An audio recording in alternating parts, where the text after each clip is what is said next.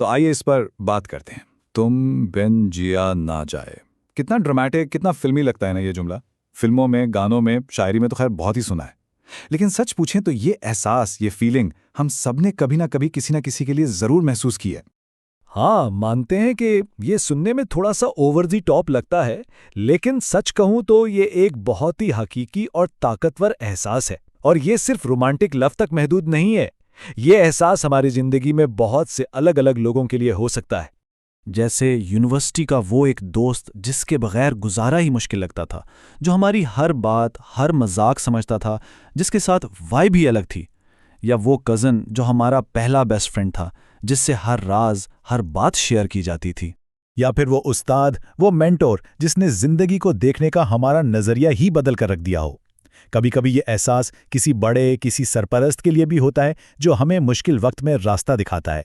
اور ہاں، وہ پہلا کرش تو بھائی کون بھول سکتا ہے؟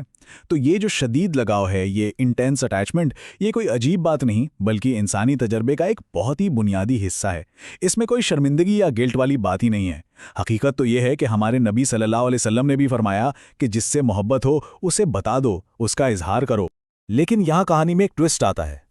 تب کیا ہوتا ہے جب ایک شخص کے لیے یہ شدید لگاؤ، محبت اور زندگی کا احساس ہو، اور دوسرے کے لیے، خاص طور پر والدین کے لیے، یہ ایک بحران، ایک بغاوت یا خطرے کی گھنٹی بن جائے؟ یہیں سے اصل کشمکش شروع ہوتی ہے، جہاں دو بالکل مختلف دنیائیں آپس میں ٹکراتی ہیں۔ ایک طرف نوجوان ہے جسے لگ رہا ہے کہ فائنلی مجھے کوئی سمجھنے والا ملا، جبکہ والدین کو فکر ہو رہی ہے کہ میرے بچے کا ایمان خطرے میں ہے۔ ایک طرف اس کنیکشن سے خوشی مل رہی ہے تو دوسری طرف سے فتویٰ آ رہا ہے کہ یہ حرام ہے۔ ایک نوجوان کو ٹیٹو میں اپنی آزادی نظر آ رہی ہے، اور والدین کو لگتا ہے کہ چہرے کا نور ہی چلا گیا ہے۔ تو اصل سوال یہ ہے کہ ایک ہی رشتہ، ایک ہی بانڈ، ایک شخص کے لیے محبت اور دوسرے کے لیے بغاوت کیوں نظر آتا ہے؟ اس کی وجہ سمجھنے کے لیے ہمیں حال سے نکل کر تھوڑا ماضی میں جھانکنا ہوگا۔ اکثر اس سوال کا جواب حال میں نہیں بلکہ ماضی میں چھپا ہوتا ہے۔ اس طرح کے شدید لگاؤ کی جڑیں اکثر ہمارے بچپن کے اندیکھے زخموں میں ہوتی ہیں۔ یہ خود مسئلہ نہیں ہوتے، بلکہ کسی گہری، انکہی ضرورت کی علامت ہوتے ہیں۔ اس کانسیپٹ کو کہتے ہیں بچپن کی محرومی یا اسکیرسٹی آف چائلڈہڈ۔ اس کا مطلب یہ ہے کہ جب کسی بچے کی محبت، توجہ، آزادی اور خاص طور پر کھیل کود جیسی بنیادی ضروریات پوری طرح سے نہیں ملتی، تو اس کے اندر ایک خلا، ایک وائڈ پیدا ہو جاتا ہے۔ سوچیں، ایک ایسا بچہ جو ہمیشہ صرف پڑھائی کے دباؤ میں رہا، جسے کبھی کھل کر کھیلنے یا دوست بنانے کا موقع ہی نہیں ملا۔ یہ خلا اکثر گھر کے کشیدہ ماحول یا باہر کے پریشر کی وجہ سے بنتا ہے۔ یہ پروسیس 3 سٹیپس میں ہوتا ہے۔ سب سے پہلے بچپن کی اہم ضروریات پوری نہیں ہوتی۔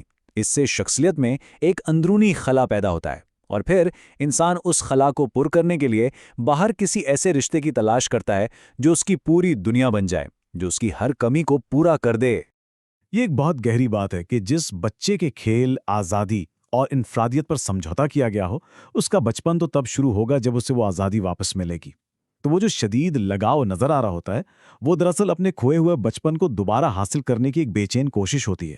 اس مسئلے کو حل کرنے کے لیے سب سے پہلے یہ سمجھنا ضروری ہے کہ دو لوگ ایک ہی چیز کو بالکل مختلف طریقوں سے دیکھ سکتے ہیں۔ ان کے نقطہ نظر یعنی پرسپیکٹیو میں زمین آسمان کا فرق ہو سکتا ہے۔ اس بات کو سمجھنے کے لیے چلیں ایک چھوٹا سا مائنڈ ایکسپیریمنٹ کرتے ہیں۔ فرض کریں کہ 3 الفاظ دیے گئے ہیں: ہیٹر، لیمپ اور لیپ ٹاپ۔ ان کو سن کر ذہن میں کیا تصویر بنتی ہے؟ ایک شخص شاید ایک آرام دہ، گرم کمرے کا تصور کرے گا جہاں وہ فلم دیکھ رہا ہے۔ یہ فراوانی اور سکون کا احساس ہے۔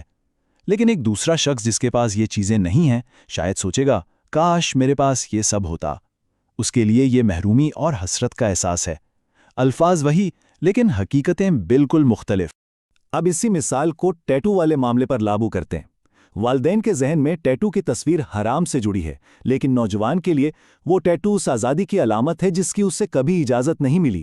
وہ ان تمام پابندیوں کے خلاف ایک بغاوت ہے جو اس پر مسلط کی گئیں۔ اگر یہ باتیں سوچنے پر مجبور کر رہی ہیں اور اہم لگ رہی ہیں تو اسے لائک اور شیئر ضرور کریں تاکہ یہ گفتگو دوسروں تک بھی پہنچے۔ تو اب جب ہم نے مسئلے کی جڑ کو سمجھ لیا ہے تو حل کی طرف بڑھتے ہیں، اور حل کا آغاز ایک نئے طریقے سے بات چیت کرنے یعنی حقیقی معنوں میں سننے سے ہوتا ہے۔ تو اگر نصیحت، فیصلے اور غصہ کام نہیں کرتے تو پھر آخر راستہ کیا ہے؟ جواب حیران کن حد تک سادہ ہے، لیکن اس پر عمل کرنا شاید سب سے بڑا چیلنج ہے۔ یہ ہے وہ نیا کمیونیکیشن ٹول کٹ जो सुनने पर जोर देता है, सुनाने पर नहीं। पहला उसूल, बगैर किसी जजमेंट के सुने, यानी उनकी बात को गलत या सही साबित करने के बजाय सिर्फ समझने की कोशिश करें। मकसद ये हो कि वो ज्यादा बोलें ताकि उनकी दुनिया को समझा जा सके। ऐसे सवालात पूछें जिनके जवाब आपको पहले से मालूम ना हो, जैसे अच्छा ऐसा क्यों महसूस होता है, और ऐसे जुमले इस्तेमाल करें जैसे मुझे मजीद समझने में मदद करो। इससे उन्हें मौका मिलेगा कि वो अपनी सोच को खुद अपनी जुबान से सुनें। और सबसे मुश्किल लेकिन अहम कदम, ये कहने की हिम्मत पैदा करें कि मुझे एहसास है कि शायद मुझसे भी गलतियां हुई हैं। याद रखें, सबसे अहम बात यह है, हल ये नहीं है कि उन्हें ठीक किया जाए। हल ये है कि एक ऐसी फिजा बनाई जाए जहां वो खुद को सुन सकें, अपने ख्यालात को समझ सकें और अपने रास्ते खुद तलाश कर सकें। अब इस सारी गुफ्तगू के बाद गौर व फिक्र करने की बारी सबकी है।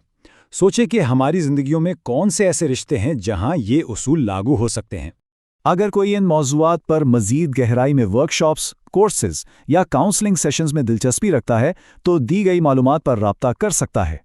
क्या आपने अपनी जवानी में ऐसे शदीद किस्म के लगाव का तजुर्बा किया है?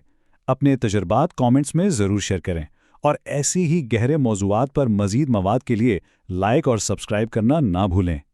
और आखिर में एक सवाल सबके लिए, वो कौन सी बातें हैं जो हम सिर्फ इसलिए नहीं कर रहे क्योंकि हमें डर है कि हमें जवाब में क्या सुनने को मिलेगा? इस पर ज़रूर सोचिएगा।